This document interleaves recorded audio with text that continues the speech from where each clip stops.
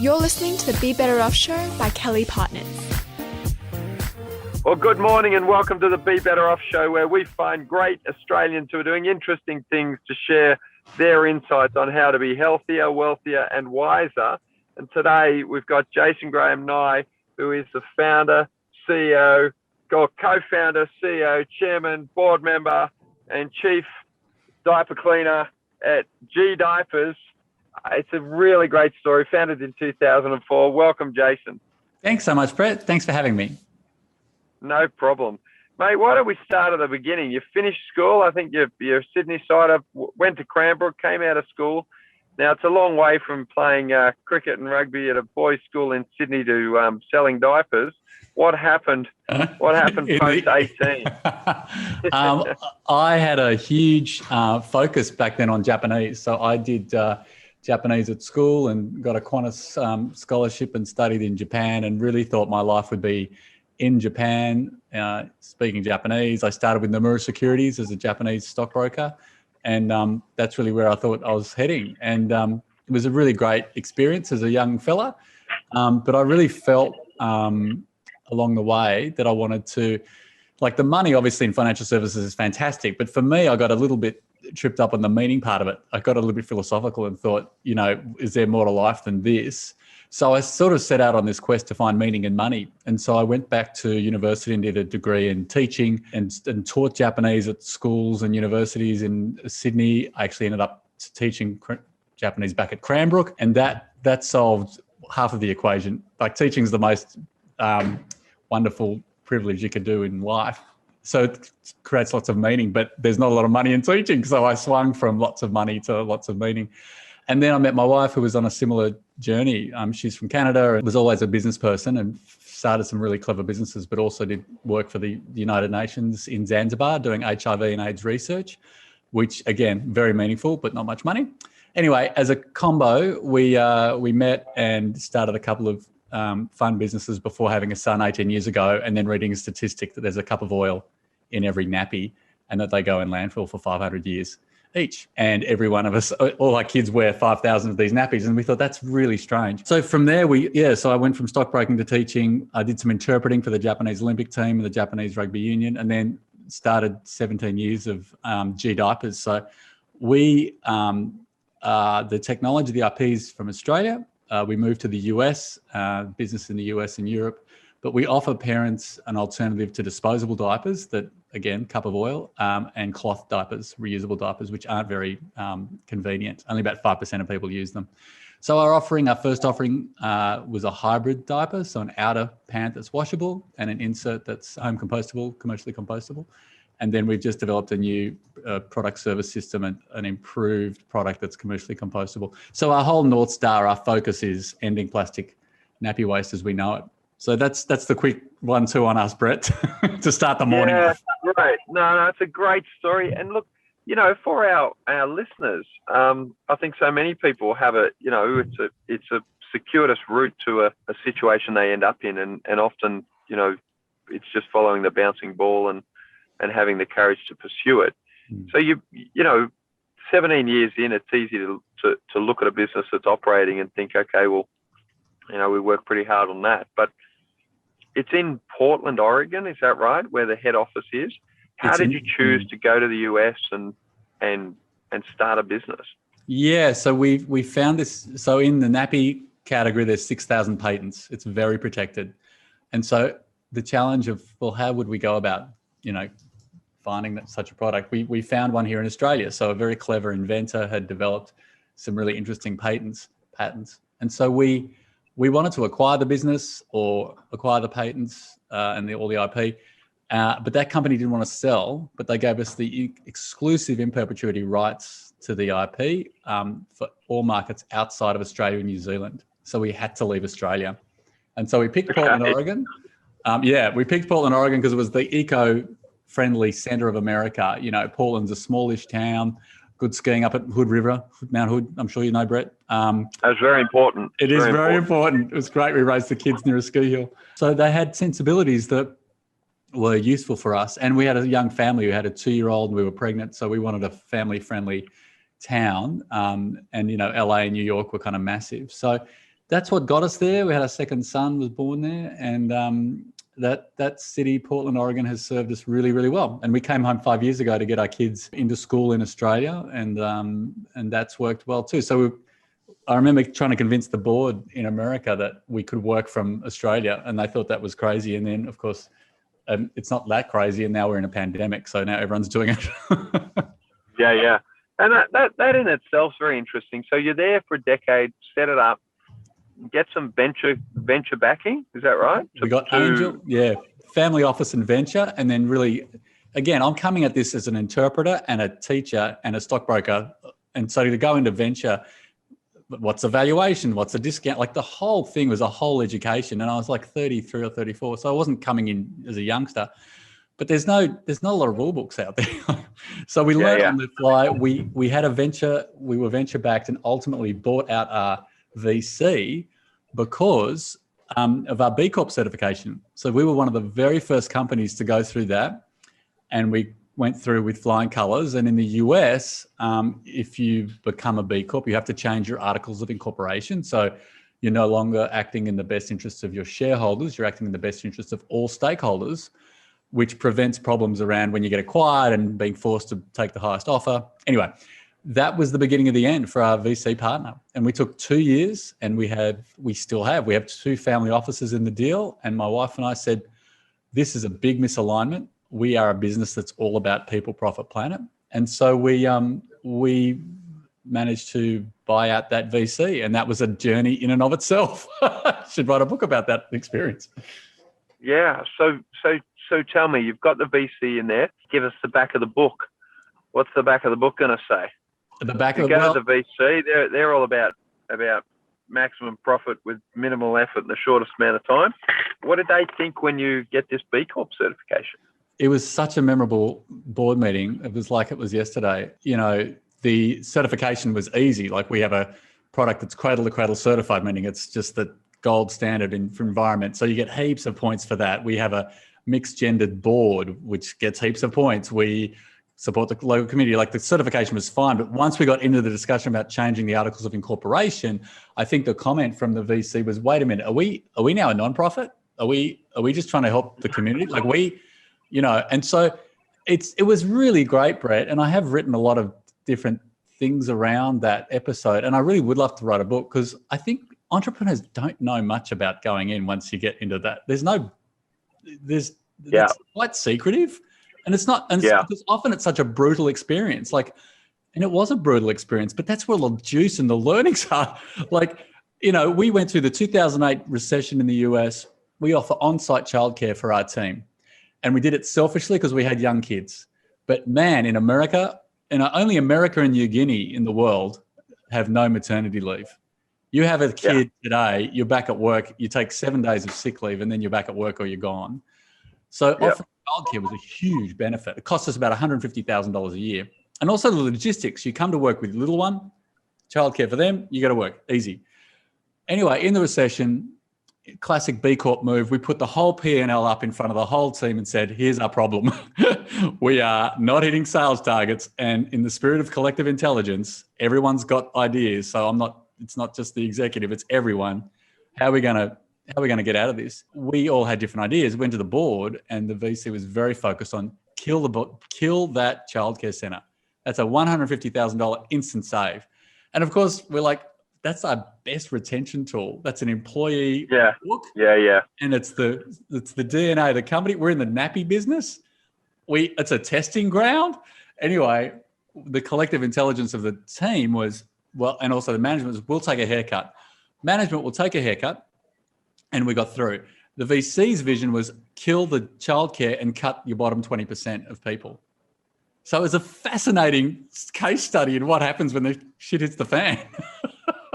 And under pressure, that's where you see people tend to revert to their reflexes. Well, they're sort of pre-programmed values there that are often quite, even with those VCs, often they only know also what they know. Yeah. Part of Western society is that everyone sits there in their own tiny little bubble, and they're not very good at connecting ideas. So it's like, well, I'm a VC. That's how VC's done. Mm. It's like, well, maybe that is how it's done, but maybe there are other ways to do it as well, which is really interesting. People just tend to revert back to their reflexes under pressure, which is not always the right answer. So managers take a haircut. That seems obvious to any thoughtful person, but when people just have an overwhelming mono economic view, then they're not collecting those dots. Charlie Munger, the partner of Warren Buffett, says that investing's a liberal art, and that those who can connect the major ideas from the major disciplines the best have a better view of the world and are going to do better. And he sort of proved that himself. And I think VCs is kind of this reconstructed part of the world that hasn't quite got there yet. We have had great experiences with family offices because I think they have a liberal art approach to it. Their mentality is different. They're more patient. If you did a survey of all the B Corps, I suspect the more successful ones are more funded by family offices and individuals than the sort of the machine that's VC. And it is such a machine, right? 10-year window, raise money, deploy capital in 3-5 years, find exits, and we're done. Like, it's insane. And the growth expectation, nothing in the natural world grows the way a company has to grow when they're VC backed, except cancer, right? Yeah, correct. Except a pernicious disease. Yeah, exactly. Like a weed. Yeah. Like a weed or a cancer. It's very interesting because, so last night I'm watching a video on Jeff Bezos, very, very interesting. And he just said, if anyone asked me, was there one thing that made the most difference? I've been saying this for years. It was quite funny. He goes, it's just, you've got to be long-term, very long-term. And, 20 odd years later, he looks like he was right. But we are very, very short-term as a society, and, in terms of economic structures, and the structures of those funds are a reflection of the values of the investors. If you go to an investor and say, give me your money, I'll give it back to you in 20 years, they'll say, no, I need a monthly redemption or a quarterly redemption. So the actual capital structure of the funds doesn't allow them to be long-term. So you buy out your VC, you've got your family offices, and typically successful families are long-term by definition. It's not a girlfriend, it's a kind of a long-term thing. Yep. You then, I think, exploring this idea, you say, I'm going to come back and work from Australia. And it is only 5 years ago, but the world could not have changed more. Now that you are working from Australia, what was that, it's fine now in the pandemic, everyone's worked that out. But 5 years ago, what was the mindset? Did you say to the board, look, I'll fly to the US every quarter, or I'll, attend when needed? It was pretty tricky, and it was a real conflict for us because we got really focused. We did want to raise Australian kids. Like, I found a cricket club in Portland, Oregon. So Portland's biggest employer was Intel, and the biggest and so there was a massive Indian population in Portland. So my little boys would play cricket in this Indian cricket competition. It was so funny. So I was really had a fixed mindset when I was a younger father about cricket and rugby were kind of important. I started a rugby club in Oregon, and I still sit on the board of Rugby Oregon. Like, I got so fixed about these two sports, which is so funny, crazy. But we moved home. I loved my time at Cranbrook as a student, and I wanted my kids to have that opportunity. So that was the driver. So to explain it to the board was like, oof, this is going to be hard. But yeah, we made commitments, and we did a huge amount of travel backwards and forwards. But having spent 10 years studying Japanese in Japan and understanding, culture and language and how different cultures impact people, America's an amazing country with an incredible culture, but I really think Australia is where I wanted to raise my kids. So that was hard. But yeah, to answer your question, it was, we'll just make it work. We will, we'll do lots of Zooms. We'll get on the plane. We flew heaps. It's funny reflecting now on how much flying we used to do, and now that's just gone. Yeah, it's like, oh my God, take me to the airport. I just want to wander around the terminals. Yeah. So it's like from zero to hero. Like, you could, it's like you got to fly back there every month, and now you'd like to fly once a year, just somewhere around in circles. Yeah, they might maybe Qantas can sell some, going around in circles. Yeah, which is we'll take you up and we'll do a lap of Sydney and we'll take you back down. So you now like are successfully operating a US and Europe-based business from Australia. Mm-hmm. What are the big learnings in terms of successfully scaling into those markets and being able to manage at a distance? Yeah, well, to be fair, the last year was nearly the end of the US business. We actually paused that business, and our focus now is on Europe, but also new markets in Southeast Asia and the Pacific. Because, again, if our North Star is ending plastic waste as we know it in our category, we've seen huge interest and increase in demand in Indonesia. So Indonesia, 30% of their marine plastic waste is baby nappies, and they have no infrastructure to manage waste. And so that's cooking along. To answer your question, though, I think communication's critical and having trust. So we knew the team before we left America. So that's a critical thing. I think over communication when you've got so much distance is really important. So using tools like Slack and other things just to keep close is really important. When we were able to travel, just being hyper-focused on nurturing the team was really important. So our first hire 17 years ago was a chief culture officer. And I just think culture is so important, and how you hire and how you fire and how you have fierce conversations. I think that idea that culture eats strategy for breakfast is kind of an interesting one. And you can argue that that's maybe not right, but I find that really interesting. So if you're working remotely, keeping the culture piece upright is, I find, really, really important. How do you describe culture? Culture is the interconnections between people in an organization. And so those connections have to be strong, and you have to, I think, have a culture with a lot of transparency and a lot of honesty. I think getting the best out of people means that, the hiring decision is really crucial. But I really like the idea of collective intelligence. Like, I think there's something really powerful to that. And I think in the old way, it was like you've got the senior managers and then you've got the people underneath. And it's like, the best ideas can come from anywhere. And to nurture that, I think, is really important. So I think a healthy culture has those features. I think a healthy culture breeds great leaders that then go on and start their own companies, perhaps. I think that's a great sign of a healthy culture. I think a strong culture can get you through troubled times. So the commitment of your people, I think, is so critical. Yep. It's really interesting. There was a guy, when I was doing the YPO Harvard program, and the old fella very old professor, about 85, who invented the concept of corporate culture, had published on Harvard Business Review magazine that week that we were there, that he had underemphasized the role of high performance as critical to culture. And what he'd done was he'd gone back and studied the 7 biggest corporate turnarounds in the last 50 years, interviewed the CEOs, senior management, etc. And they all said to him, in a moment of crisis, you have to get the performance right. And if you do, then it's that thing that becomes the culture that drives, ultimately your recovery.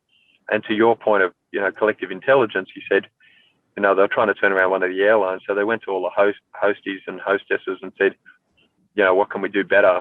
And they said, well, you used to, let us stay within 5 Ks of the airport, and now we get bussed out for an hour and a half, 100 Ks from the airport, and our uniforms don't fit, and they're uncomfortable, and blah, blah, blah. And he said it was just this list of 100 things that they changed that were practical, that came from his people, that allowed them to perform at a high level.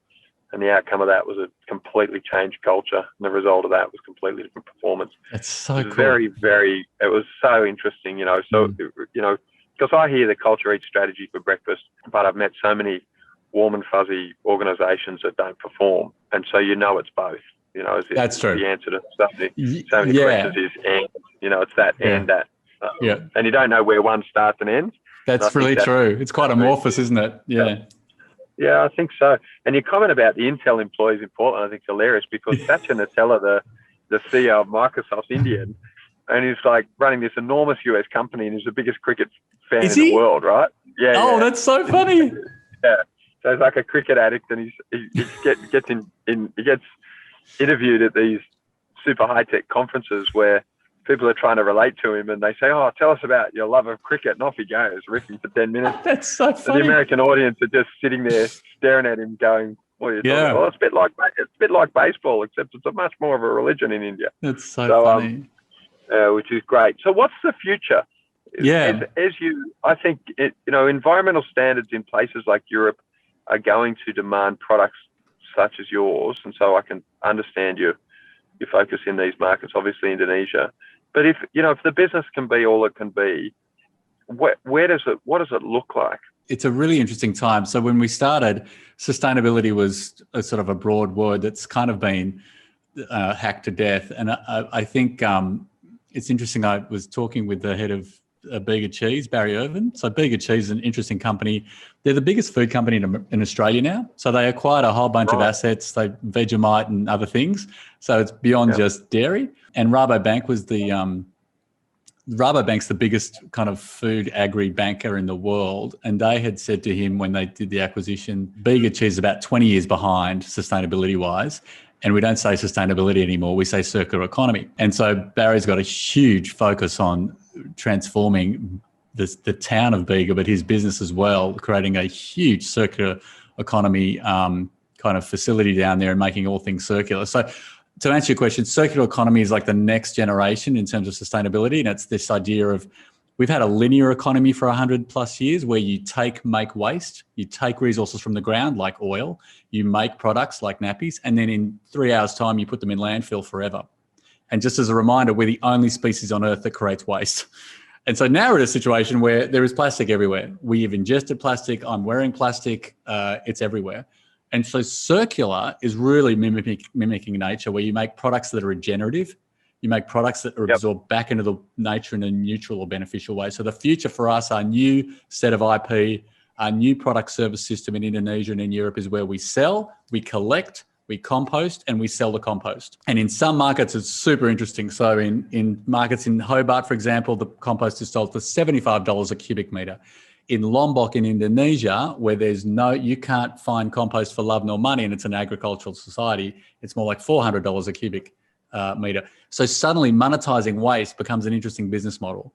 And this product service system, which is going to require some consumer shifting, but that's okay, is kind of where we're heading. So I'm at the end of my first year of a PhD at UTS on the circular economy and the barriers and enablers. And I did that because I felt like the business world is not offering us answers to how we get through these sustainability transitions. You see hints of it, like the solar subsidy for Australia here was interesting. Elon Musk taking $500 million from the US government as a grant to kind of build out this whole new automobile infrastructure. I'm interested from an academic point of view, but then also applying it to the business about how we actually accelerate this transition, because you and I don't need to spend a whole lot of time on global warming and whether it's actually happening or not. So that's the future for us. But that's interesting, Jason, because that argument's like this misnomer in that whether it's happening or not, it doesn't actually matter. It's more a question of, if you can do something that has less waste and less environmental impact, then it's just a better way to behave. Yeah. So why do damage when you don't have to? It just doesn't make any sense at all. And when you see the solar thing, it's like, well, let's make solar panels in third world conditions where people are exploited, where huge amounts of waste are created. Stick in solar panels, they last for a certain amount of time, and then where are they going?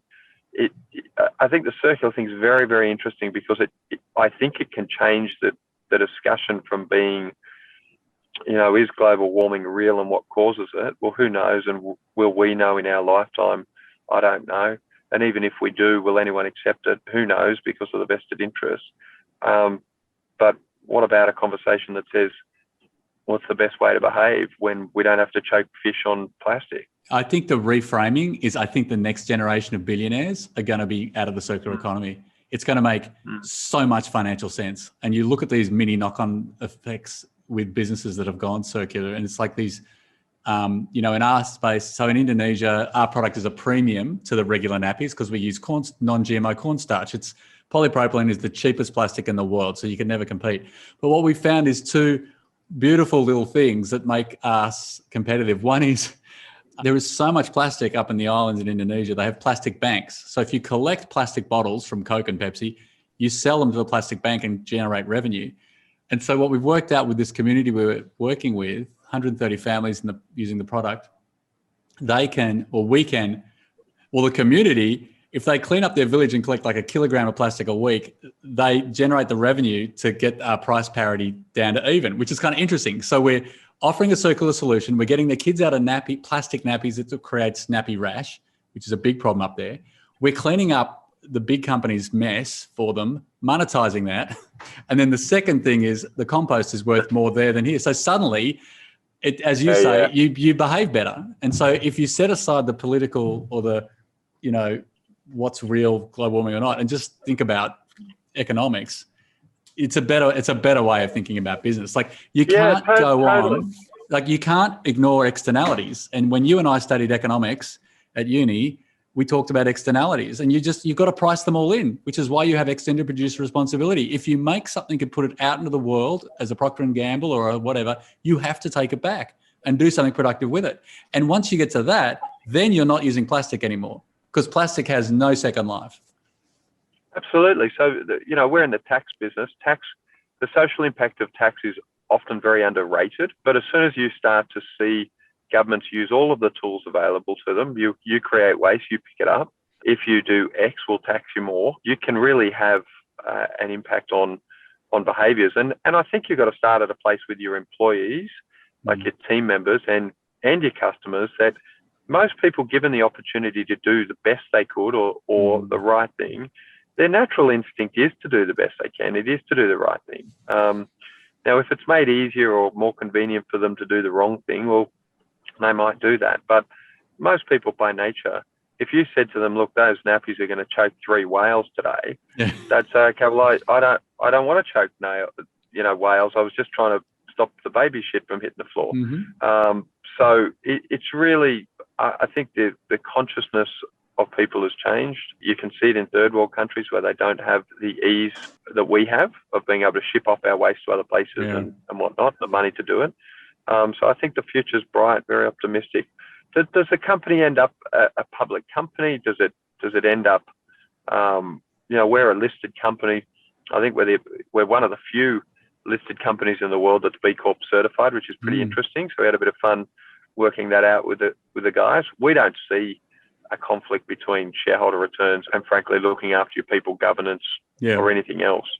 But that sort of very much, either or approach, I hope, disappears. But can you end up a public company so that you can get the resources that you need to build out the solution, at scale? We could, and we've got a good partner in Europe, like the biggest white label diaper manufacturer in the world is a partner of ours. So we could.